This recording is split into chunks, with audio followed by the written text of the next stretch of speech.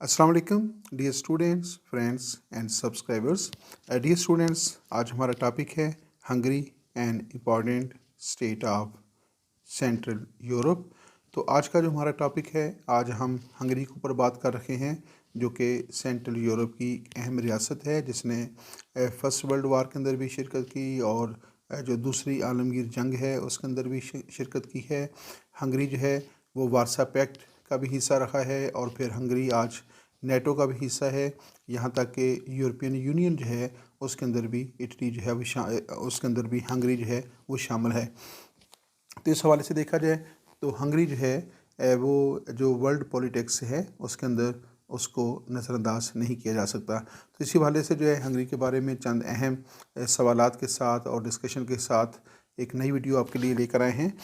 आइए इस वीडियो का आप गदा तौर पे आगाज़ करते हैं। MCQs for one paper preparation, PPSC, FPSC, NTS, SPSC, PPSC and KPPSC। तो पब्लिक सर्विस कमीशन के जो मुख्तलिफ इम्तहानात होते हैं उनके मद्देनज़र रखते हुए जो है आज की आपके लिए ये वीडियो तैयार की गई है। आइए इस वीडियो का आगाज़ करते हैं। Hungary is a land locked country in central Europe. तो पहली बात तो ये है कि हंगरी जो है डेट से लैंड लॉक्ड कंट्री। हंगरी के पास जो है कोई बंदरगाह नहीं है, उसके पास कोई गर्म समुंदर नहीं है और चारों तरफ से जो है हंगरी जो है वो खुश्की से ढका हुआ है। इसलिए जो है हंगरी को एक लैंड लॉक्ड स्टेट कहा जाता है। लैंड लॉक्ड कंट्री से मुराद एक ऐसी रियासत होती है जिसकी कोई भी सरहद जो है वो गर्म समुंदर से ना मिलती हो और उसके चारों तरफ जो है वो खुश्की हो, ऐसी रियासत लैंड लॉक्ड होती है। इस एतबार से हंगरी का शुमार जो है वो लैंड लॉक्ड स्टेट के तौर पे होता है। आइए नेक्स्ट देखते हैं।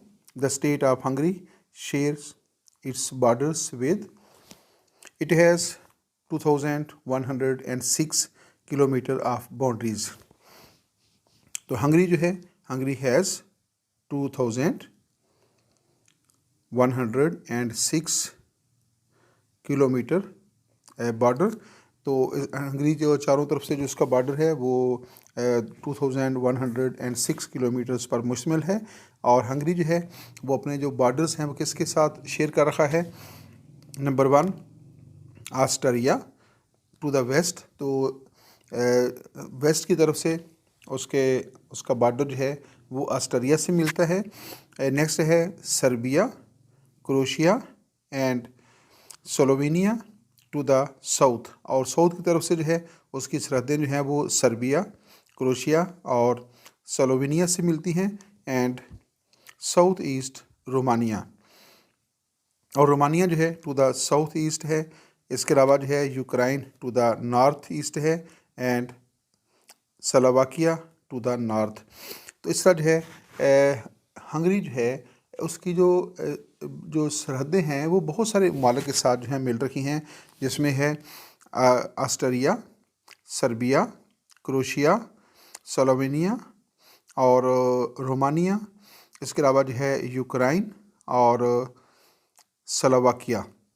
तो कमो बेश जो है 7 मुख्तलिफ ममालिक के साथ जो है हंगरी की जो एक्सटर्नल बाउंड्रीज़ हैं वो मिलती हैं। तो उसको बहुत सारी रियासतों की हमसायगी जो है वो हासिल है।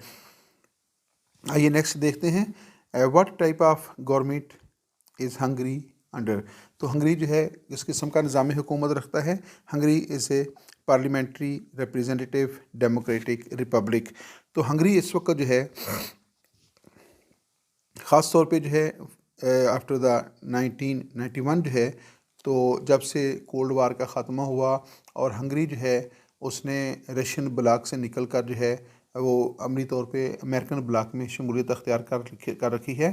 तो उसने फिर अपना पॉलिटिकल सिस्टम जो है, जो पहले उसका कम्युनिज़म पर मुश्तमिल था, तो हंगरी अब जो है वो एक क्या है, वो एक रिपब्लिक है, डेमोक्रेटिक स्टेट है और वहाँ पे रिप्रेजेंटेटिव गवर्नमेंट स्कैम होती हैं और पार्लियामेंट्री गवर्नमेंट कैम है।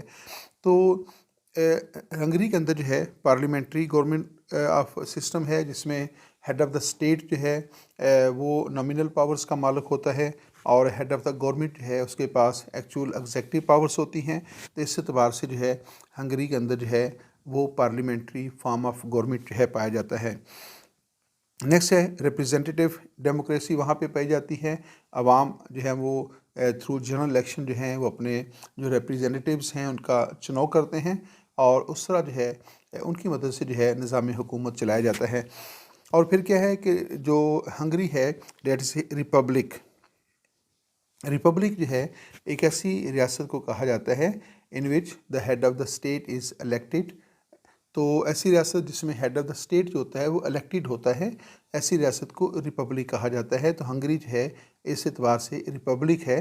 तो उसमें ना तो बादशाहत है और ना ही जो है वो किसी ख़ास तबके को जो है हेड ऑफ़ द स्टेट का दर्जा हासिल है, बल्कि आवाम जो हैं वो डायरेक्टली और इनडायरेक्टली जो है वो हेड ऑफ़ द स्टेट का चुनाव करते हैं।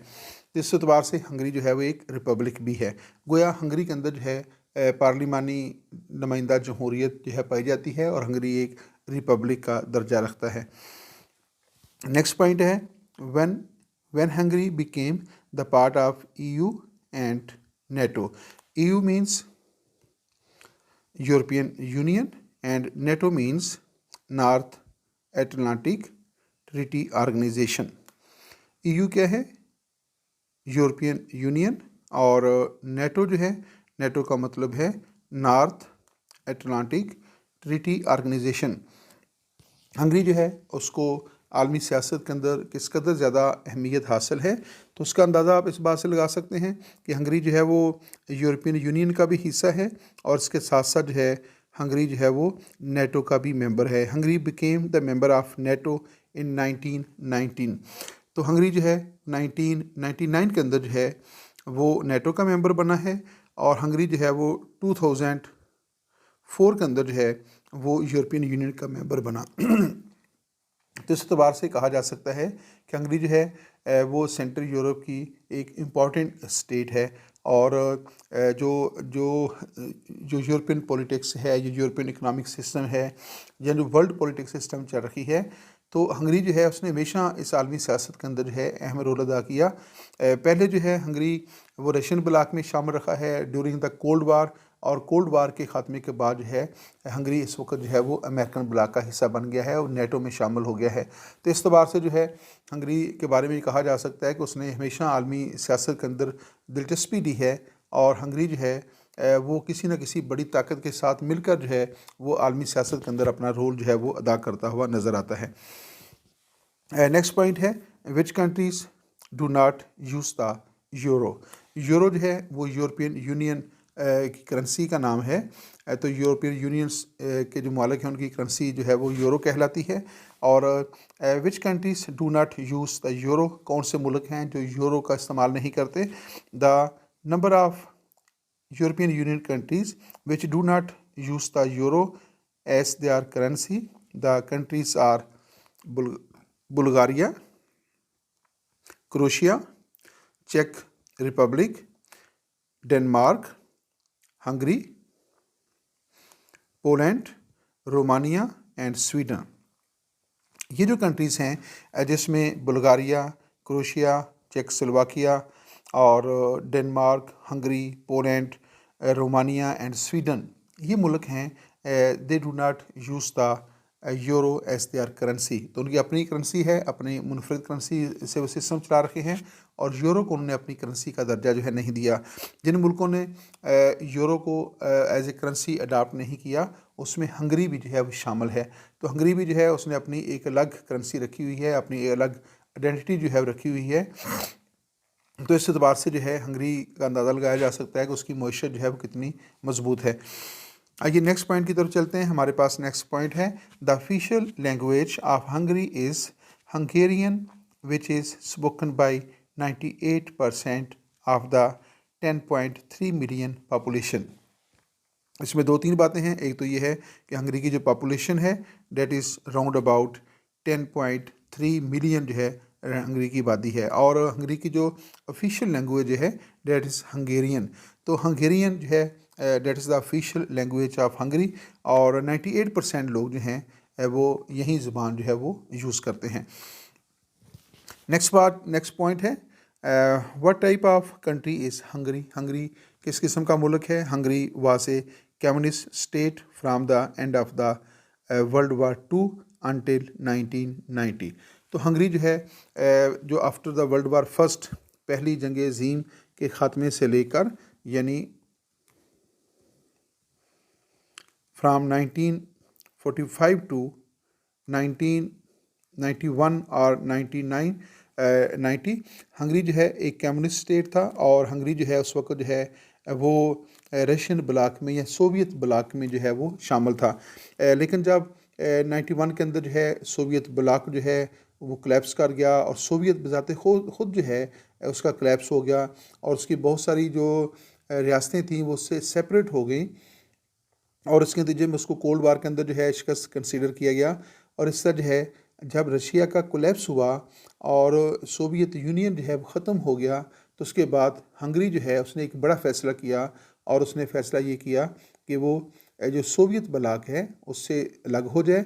अपने आप को उसने रूस से अलग कर लिया और अमेरिकन ब्लॉक के अंदर जो है उसने शामिल होने का बाद में फ़ैसला किया। तो पहले बात ये है कि हंगरी जो है वो फर्स्ट सेकंड वर्ल्ड वार के ख़ात्मे से लेकर 1990-91 तक जो है वो एक कम्युनिस्ट स्टेट रहा है और रशियन ब्लॉक का हिस्सा रखा है। वारसा पैक्ट का भी वो मेंबर था और इसका जो है वो एक कम्युनिस्ट स्टेट के तौर पे उसने काम किया। नेक्स्ट क्या है, Hungary became part of the European Union in 2004 और 2004 के अंदर जो है हंगरी जो है उसने यूरोपियन यूनियन में शमूलियत अख्तियार कर ली है। Today Hungary is a parliamentary Republic और मौजूदा दौर में जो है हंगरी का जो पॉलिटिकल सिस्टम है वहाँ पे पार्लियामेंट्री सिस्टम है और हंगरी जो है वो एक रिपब्लिक है। तो हंगरी के बारे में पहली बात क्या है कि वो माजी में कम्युनिस्ट ब्लॉक का हिस्सा रखा है। इस वक्त वो यूरोपियन यूनियन का भी हिस्सा है, वो नेटो का भी मेंबर है और हंगरी के अंदर जो है वो पार्लिमानी जमहूरियत पाई जाती है। जिस तरह बरतानिया में, पाकिस्तान में, इंडिया में पार्लियामेंट्री जो जमहूरियत पाई जाती है, तो हंगरी के अंदर भी जो है यही पॉलिटिकल सिस्टम जो है वो पाया जाता है। आइए नेक्स्ट पॉइंट देखते हैं। Budapest is the capital city of Hungary. Hungary का जो कैपिटल सिटी है उसका नाम है Budapest. Budapest is the capital city of Hungary.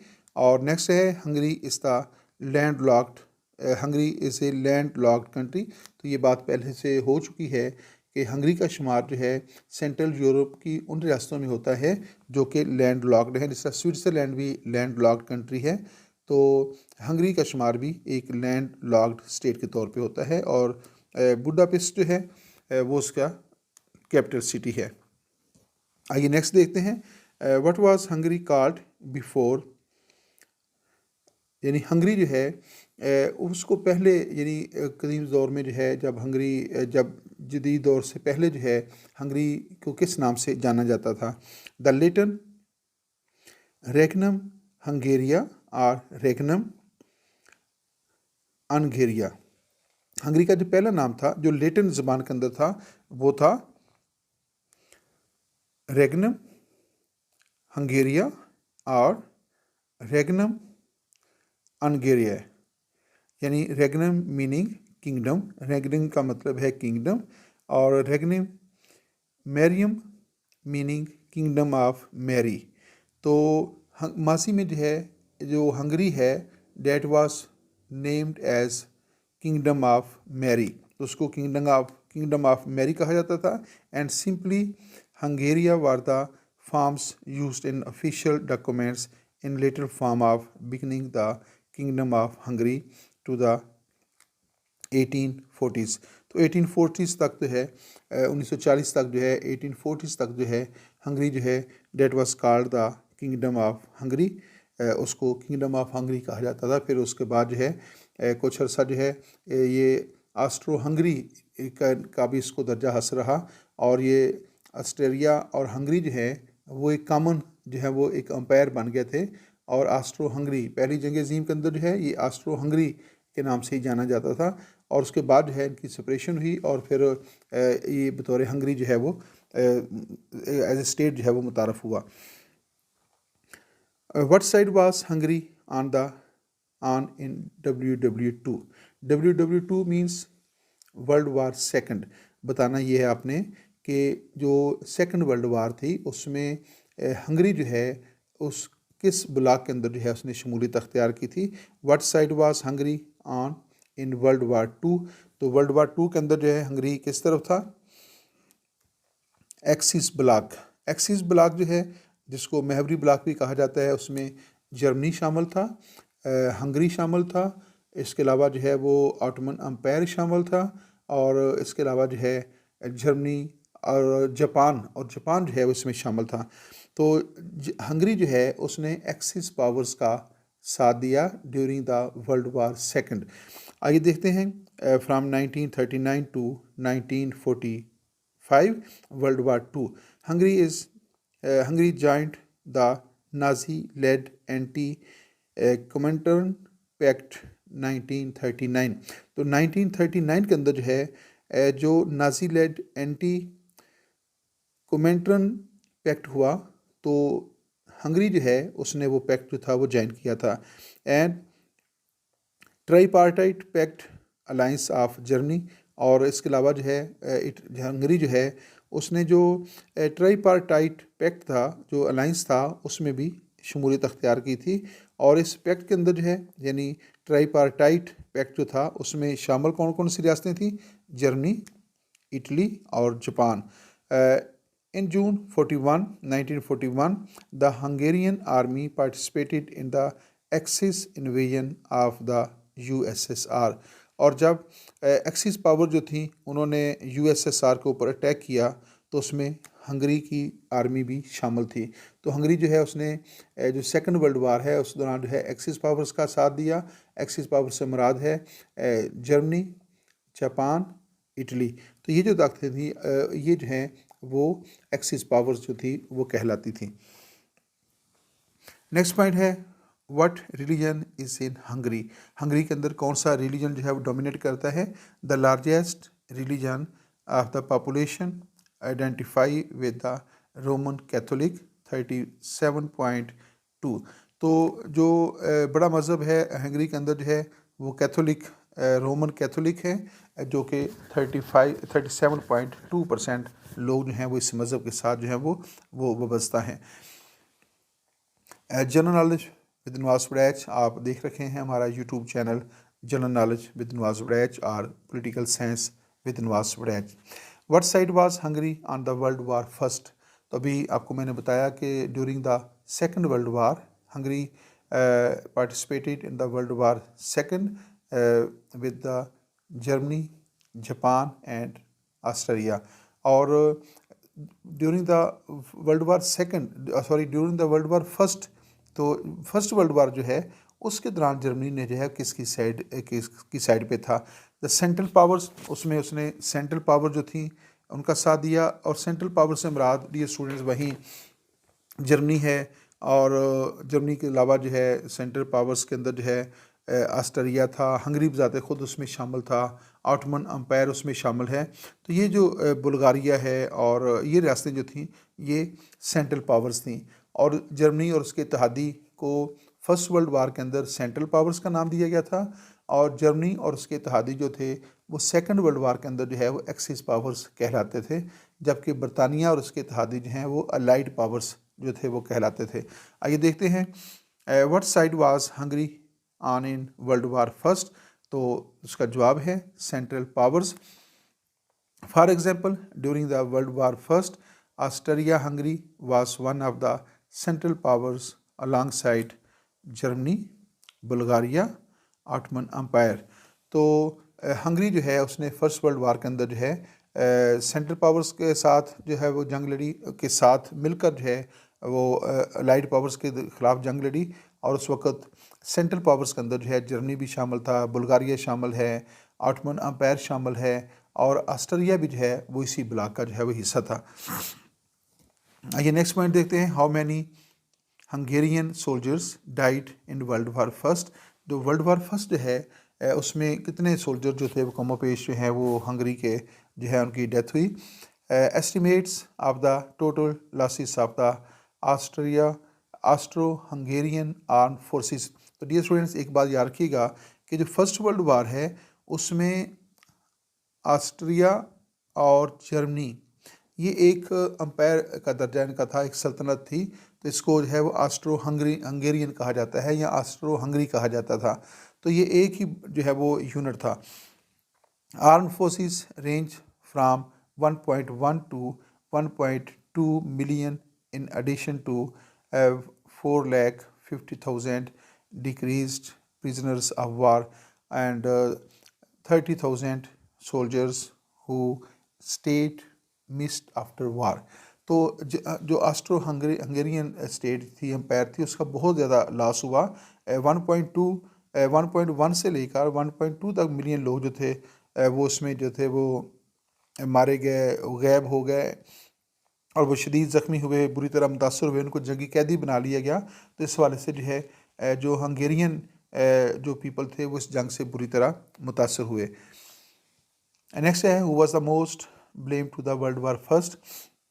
जो वर्ल्ड वार फर्स्ट है उसके आगाज़ का इल्ज़ाम किसके ऊपर लगाया जाता है? जनरली जो है उसका ब्लेम जो है वो जर्मनी को दिया जाता है। और जर्मनी के साथ जो है ऑस्ट्रो हंगरिया भी शामिल था, ऑटोमन अम्पायर भी शामिल है और बुल्गारिया भी शामिल है।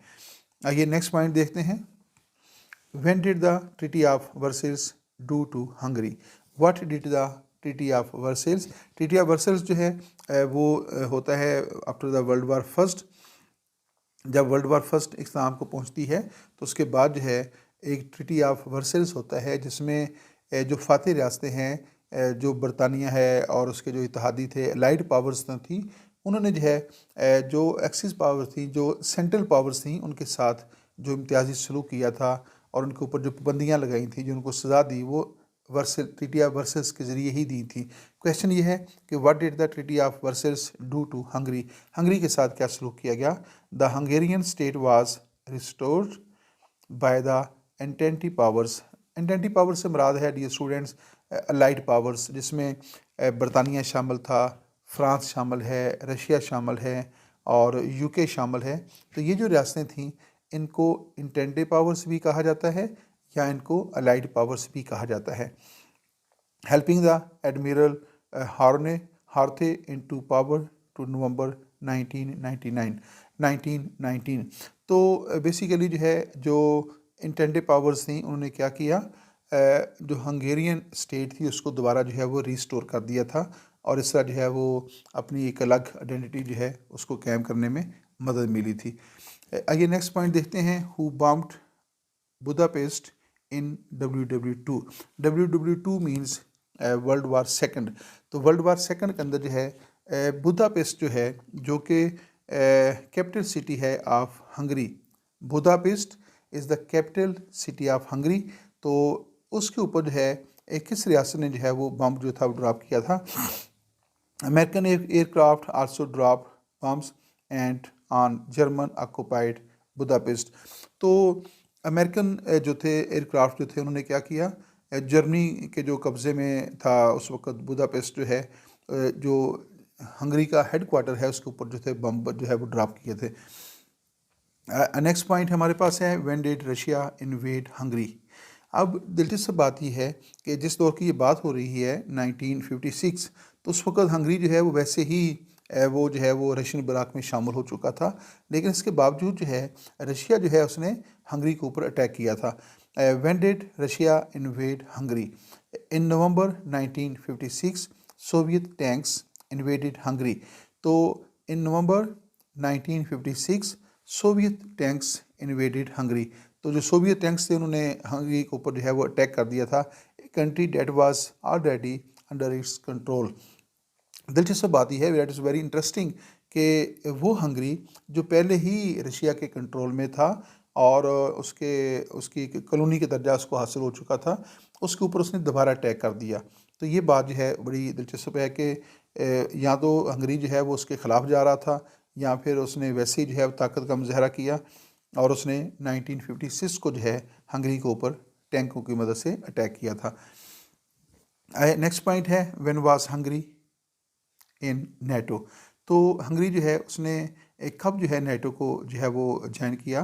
The dissolution of the Soviet union in 1991. Poland, Hungary and the Czech Republic became NATO members in 1999. तो जब 1991 को जो है जो सोवियत यूनियन है उसका ख़ात्मा हो चुका था और वो कोलैप्स कर गया और उसकी बहुत सारी जो रिपब्लिक्स थी वो आज़ाद हो गई। तो उसके बाद जो है जिन मुल्कों के ऊपर जो है सोवियत यूनियन का कंट्रोल था या उसके वो ब्लॉक में शामिल थे, वो भी जो है उनके ऊपर उसकी गिरफ्त ख़त्म हो गई थी।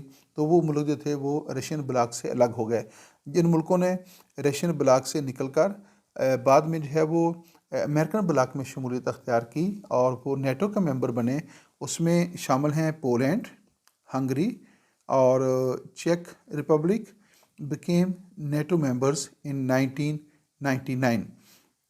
तो 1999 को जो है ये मुल्क जो है हंगरी समेत जो है वो they became the member of NATO. आइए नेक्स्ट देखते हैं the Warsaw pact and Hungary. तो जब कोल्ड वार लड़ी जा रही थी after the world war second, तो उस वक्त जो है जब 1949 के अंदर जो है नेटो जो है वो उसके ऊपर साइन हुए और उसके रिएक्शन में जो है फिर 1955 को जो है रशिया और जो सोवियत यूनियन है उसने अपने इत्तेहादी लोगों रियासतों के साथ मिलकर जो है वार्सा पैक्ट की बुनियाद रखी थी। तो उसमें जो है वो हंगरी जो है उसका क्या रोल था? It was a collective defensive treaty established by the Soviet union and 7 other Soviet satellite states in central and eastern Europe. तो जो वार्सा पैक्ट में जो रियासतें शामिल हुई उसमें ज़्यादातर तो ईस्टर्न यूरोपियन स्टेट्स थी, लेकिन उसमें कुछ सेंट्रल यूरोप की रियासतें भी थीं। और उसमें कौन कौन सी रियासतें थीं? उनके अंदर है Albania, Bulgaria, Czechoslovakia, east Germany and Hungary. Hungary जो है वो रियासत है जिसने पहले वार्सा पैक्ट के अंदर शमूलियत अख्तियार की और बाद में वो नेटो की मेंबर भी बन गई है। और उसके बाद पोलैंड है, पोलैंड के बाद रोमानिया है। तो ये 7 स्टेट्स थी जिन्होंने जो वार्सा पैक्ट का हिस्सा थी या वार्सा पैक्ट की बानी जो है वो फाउंडर्स थी ये। तो बाद में जो है हंगरी जो है जब उसने रशियन ब्लॉक से अलहदगी इख्तियार की तो वो नेटो में शामिल हो गया था। नेक्स्ट पॉइंट है Ukraine shares it's borders with these 7 countries. Ukraine जो है उसके बॉर्डर्स किन मुल्कों के साथ मिलते हैं? पोलैंड है, स्लोवाकिया है और उसमें हंगरी शामिल है, रोमानिया है, मोल्डोवा है, रशिया है और बेलारूस है। तो जिन यूक्रेन जो है उसको आजकल जो है वो वर्ल्ड पॉलिटिक्स जो है उसके अंदर बड़ी अहमियत हासिल है। इस वक्त रशिया और यूक्रेन के दरमियान जो है वो जंग जारी है, जो कि एक इंतहाई खौफनाक जंग की शक्ल भी इख्तियार करती जा रही है। और बाज़ लोग इसको जो थर्ड वर्ल्ड वार है उसका जो है वो इनिशियल स्टेज कह रखे हैं। तो हंगरी जो है वो एक ऐसी स्टेट है जो यूक्रेन के साथ बॉर्डर शेयर करती है। तो अगर ये जंग फैलती है तो उससे हंगरी भी जो है वो मुतासर हो सकता है। तो जिन रियासतों के साथ यूक्रेन की स्टेट बाउंड्रीज मिलती हैं उसमें जो है वो हंगरी भी शामिल है और बाकी रियासतों के नाम जो है वो आपको बता दिए गए हैं। आइए नेक्स्ट पॉइंट की तरफ चलते हैं। यहाँ पे इस वीडियो का अख्ताम होता है। ये मुख्तसर सी वीडियो थी और general knowledge with Nawaz Waraich के हवाले से है। और thanks for watching my YouTube channel. अल्लाह हाफिज़।